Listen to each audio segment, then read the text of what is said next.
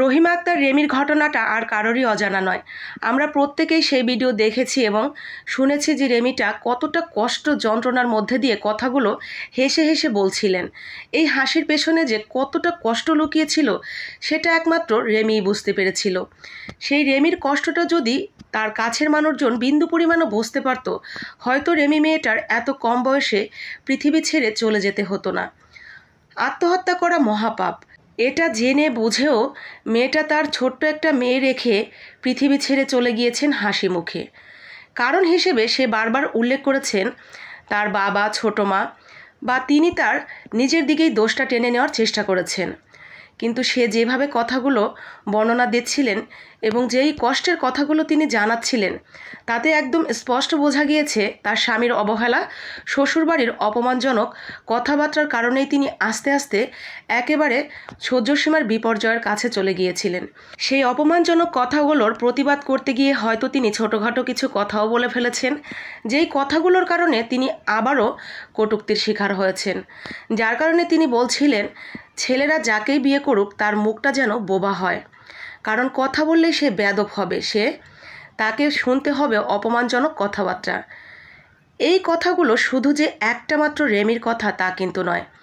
পুরো বিশ্বেই এরকম রেমি হাজার হাজার আছে যারা মুখ বন্ধ করে সংসার করে যাচ্ছে। শ্বশুরবাড়ির লোকজন, স্বামী সহ এরকম অনেক ঘরে আছে যারা বউকে ছোট করে কথা বলতে পারলে তাদেরকে একেবারে বীর পুরুষ মনে করে এটাই মনে হয় চিরাচরিত নিয়ম। বউদেরকে কথা শোনানো এটা একেবারে নর্মাল ব্যাপার। তার কোনো রাগ নেই, তার কোনো আত্মসম্মান নেই, তার কোনো মন নেই। এক কথায় সে রোবট চালিত একটা মানুষ, তাকে যা খুশি তাই বলা যায়। আমি শ্বশুরবাড়ির সমস্ত মানুষদের কথাই বাদ দিলাম। স্বামীটা কেমন? যেই স্বামী তার স্ত্রীর মান সম্মান, আত্মসম্মান কোনো কিছুর দিকেই খেয়াল করে না, তার বউয়ের মন খারাপ হলো কি না, তার বউয়ের গায়ে কথাটা লাগলো কি না, কোনো দিকেই তার কোনো কিছু আসে যায় না।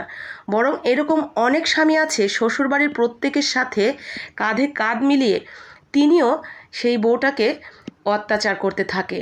সেই বউটা যাবে কোথায়? সেটা কি কেউ একবারও ভেবে দেখেছে যে মেয়েটা দিন শেষে কার কাছে তার সুখ দুঃখের কথাগুলো বলবে? এইরকম রেমির সংখ্যা বাংলাদেশে তো আছেই, সারা বিশ্বে ছড়িয়ে ছিটিয়ে আছে। রেমি হয়তো মৃত্যুর আগে কথাগুলো বলে গিয়ে অনেকটা হালকা হয়েছেন, একেবারে হাসি মুখেই তিনি চলে গিয়েছেন পৃথিবী ছেড়ে। কিন্তু এরকম রেমির সংখ্যা প্রায় প্রতিটা ঘরেই ধুকে ধুকে তারা সংসার করছেন এরকম জ্বালা যন্ত্রণা, স্বামীর অবহেলা, শ্বশুরবাড়ির এরকম অপমানজনক কথাবার্তা শুনে। এর প্রতিকার কি? কোথায় এর প্রতিকার আছে?